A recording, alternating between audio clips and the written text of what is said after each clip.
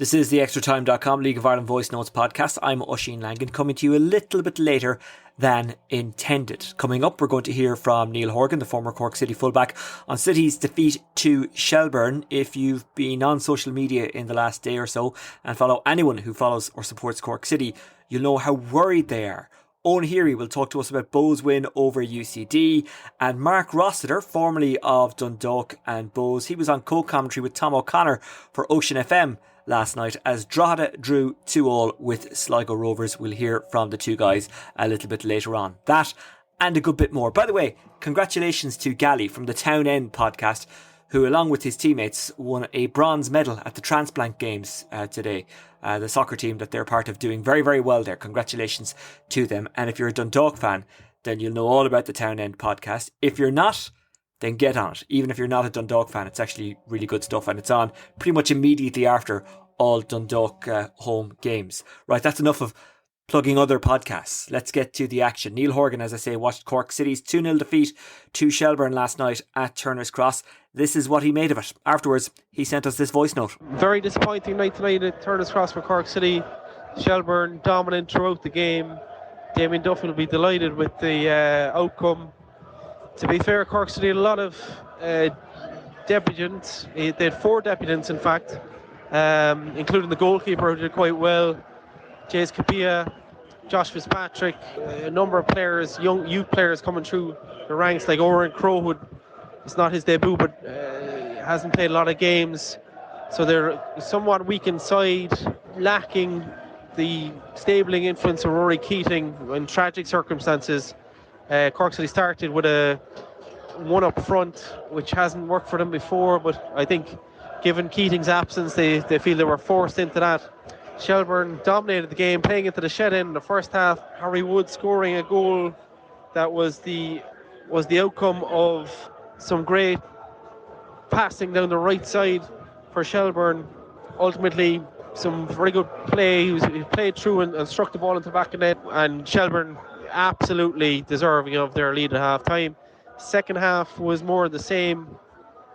Sean Boyd scored the second goal in about 75 minutes, left-footed strike, left the goalkeeper for Cork City with no chance. But overall, Shelbourne completely in control, and a lovely night in Cork tonight. The pitch looked great.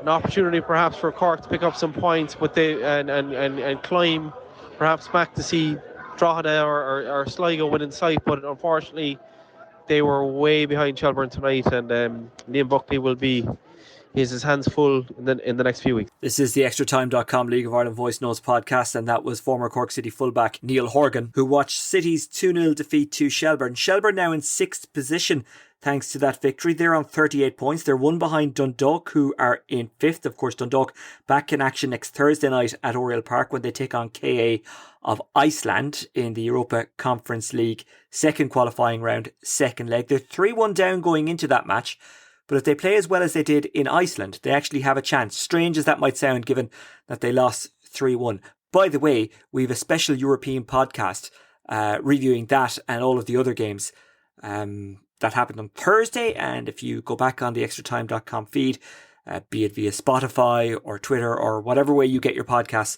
you'll find it there. Anyway, back to the league table. Bohemians, where are they? Well, they're in 4th thanks to their 2-0 win against UCD. Afalabi with both goals. They both came in the second half, and it is the second half that we start with. Owen Heary, formerly of Bohs, was at the game. He was in Dalymount Park, and afterwards sent us this voice note. Second half, Oisin, started the same as the way the first half finished. Bohs in the ascendancy, pushing for the goal. Some great football, especially from Dylan Connolly playing excellent on the wing. Created chances, but the frustration was growing as Bohs didn't take the chances. As the game wore on, it looked like they were struggling. A lot of players back for UCD were blocking shots and getting in the way, and just looked like it was going to be a frustrating night for Bohs until Declan made the changes. He brought on Danny Grant down on the wing, pushed Buckley into the middle of the park where Ali Coote made a big difference, with Danny Grant then reacting first in the box to a ball. UCD defender just about to clear it. Danny Grant gets his forearm, and the UCD player comes through the back of him. Penalty. And then Avalabi steps up. Excellent penalty. Top left-hand corner. 1-0 Bohs. As the game wore on, then Bows kept pushing for another goal to kill off the game. UCD on one of their attacks. Bows, long ball out of the defence. Abalabi outpaces the defender, slots the ball in.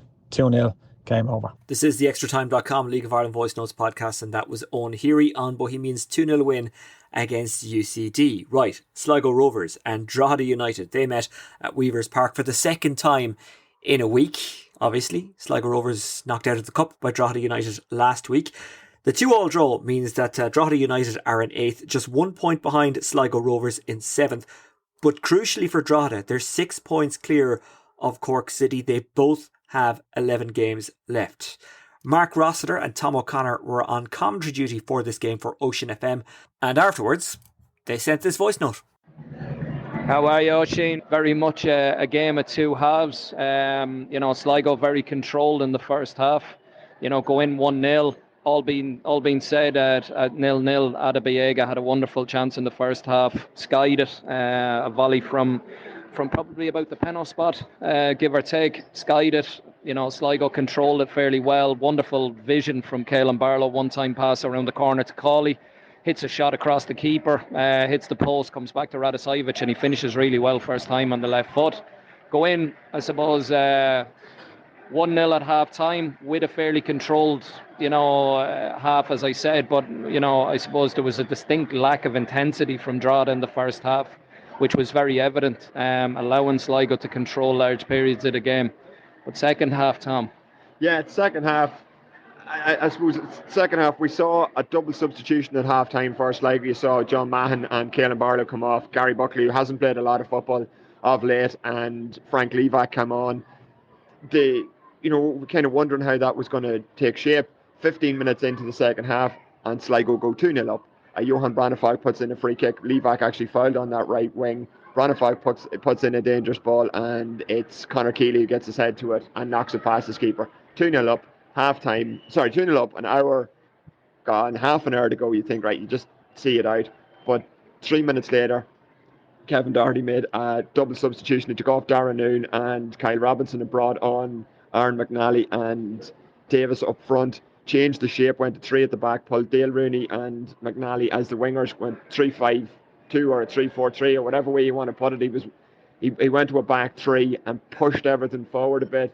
Again, no real threats until a mistake in the Sligo rearguard allowed Adam Foley to kind of bundle home what looked like a consolation goal. And you kind of thought, listen, Sligo, ride out the next few minutes, settle it all down. But within 10 minutes, they were level. Adam Foley coming in and knocking a rebound pass again. Davis was involved. Rooney was involved again, and it was Rooney that time who finished it off 2-2. In the end, it could have went either way. I mean, we were speaking on it. We were both doing commentary for Ocean FM. We were speaking about Manny Adebayoga going off here to the adulation of the home fans. It could have gone either way. Yeah, we were talking about how impressive, bar the goal, that Luke McNicholas was, how impressive Adebayoga was. So, I mean, we're kind of saying it was quite a good defensive display from players, yet, there was 4 goals scored. So it's kind of a strange kind of game when you talk about it that way. Neither side will be fully happy because they had the chances, but at the same time, it's not, for Sligo, it's getting rid of the losing, a losing streak here. They've only taken 1 win in the last 5 games against Drogheda. So, I mean, look, they were somewhat patched up. We saw the suspension to Donny Lafferty, the injuries on this left-hand side. They had Niall Morahan was playing as a makeshift left back. So, I mean, to go to Weavers Park, which we know is a tight ground, to come away 2-2, I think you have to look at it as a positive from a Sligo point of view. Yeah, barring that one mistake with the mix-up with Nando Heinecker and McNicholas, I think it was a fairly positive performance from Rovers.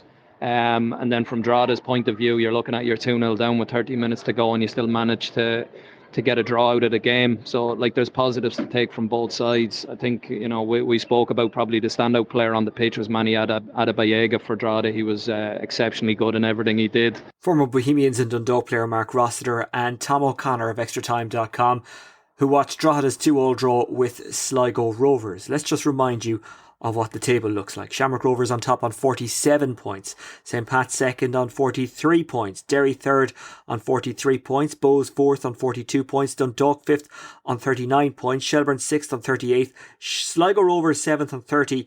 Drogheda United eighth on 29. And Cork City second from bottom on 23. UCD bottom on 9 points.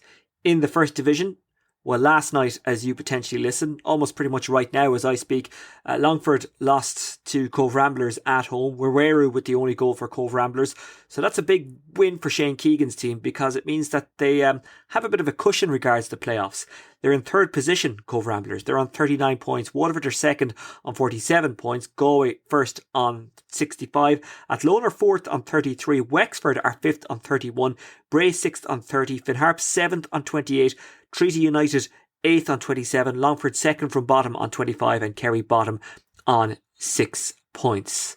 I saw some debate about whether or not it was good or bad that there was a big or little crowd, depending on your point of view, at the Aviva today for Celtic against Wolves. Look, I'm a League of Ireland fan, but I'm also an Arsenal fan.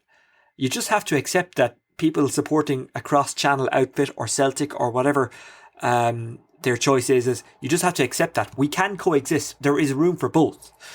Anyway, I won't get into it at this stage because I'd only be arguing with myself. As always, if you want to contact us, you can do so via the Twitter at Extra Time News, or you can get me on at Oisin Langan. Don't forget, we've got a full review pod, I should say, of the Irish teams in Europe over the last couple of days out on Spotify and wherever you get your podcasts. Aoife Mullen also talking about the Republic of Ireland and whether or not Vera Pauw should pick her strongest possible 11 for the game against Nigeria on Monday, or whether or not she should give some fringe players a chance. My opinion is that they should go with the strongest possible 11 because it's still an important match, even though we can't get out of the group regardless of the result against Nigeria. Okay, that's it. Sorry for the delay if you were waiting on this. Extratime.com, League of Ireland Voice Notes podcast. That's it from me. I'll talk to you soon. Take care. Bye bye.